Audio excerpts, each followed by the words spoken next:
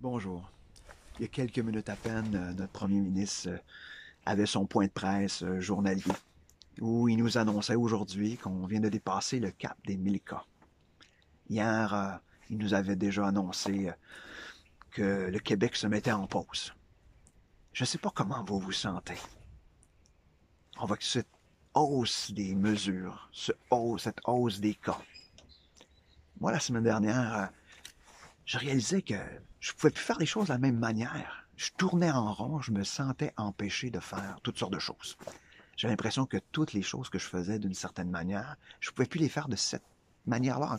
Je devais changer les choses. Je devais changer les choses, mais je me sentais empêché, je me sentais coincé. Et un texte qui m'est venu, nous parle de l'apôtre Paul, qui a vécu un petit peu ce sentiment de se sentir empêché. Mais ça ne l'a pas arrêté pour autant. On peut tourner dans, si vous avez une livre devant vous, mais je vais vous le lire. C'est dans Acte 16, à partir du verset 6. Ça nous dit « Empêchés par le Saint-Esprit d'annoncer la parole en Asie. Ils traversèrent la Phrygie et la Galatie. Arrivés près de la Mysie, ils se préparèrent à entrer en Bithynie, mais l'Esprit de Jésus ne leur permit pas. Ils traversèrent alors la Mysie et descendirent à Troas. Pendant la nuit, Paul eut une vision. Un Macédonien lui apparut et le supplia. « Passe en Macédoine, secours-nous. » Ils avaient été empêchés, pas une fois, mais deux fois. C'était la manière de faire de l'apôtre Paul et de son équipe, d'aller de ville en ville pour annoncer l'Évangile. Ils avaient été empêchés de faire les choses de leur manière habituelle. Deux fois ont été empêchés de faire ce qu'eux autres avaient prévu selon leur plan. Et ça ressemble un petit peu à nous. Pas nécessairement qu'on était en train d'annoncer l'Évangile, mais on avait des projets. Un projet, plein de choses qui étaient planifiées et on se sent empêché. Et maintenant, avec les nouvelles mesures, on ne le sait plus. Oui, on sait qu'on peut aller dehors, mais on se sent empêché. Ça serait facile de se mettre en tournée en rond, de vivre juste sous cette impression d'être empêché. Mais si, comme Paul, on partait avec l'idée qu'on est, oui, empêché, mais on n'est pas arrêté.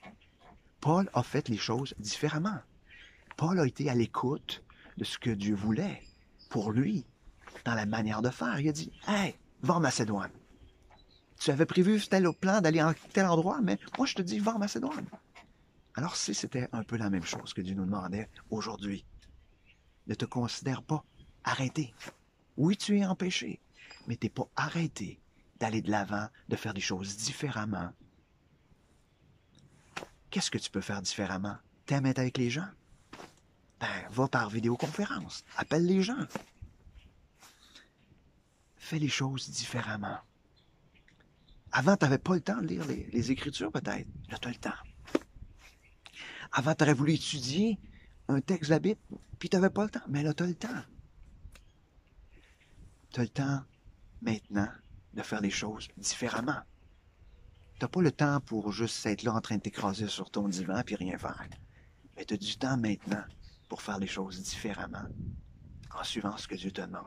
Alors, ce que je vous dis, c'est, oui, vous êtes empêchés, mais ne vivez pas comme étant arrêtés.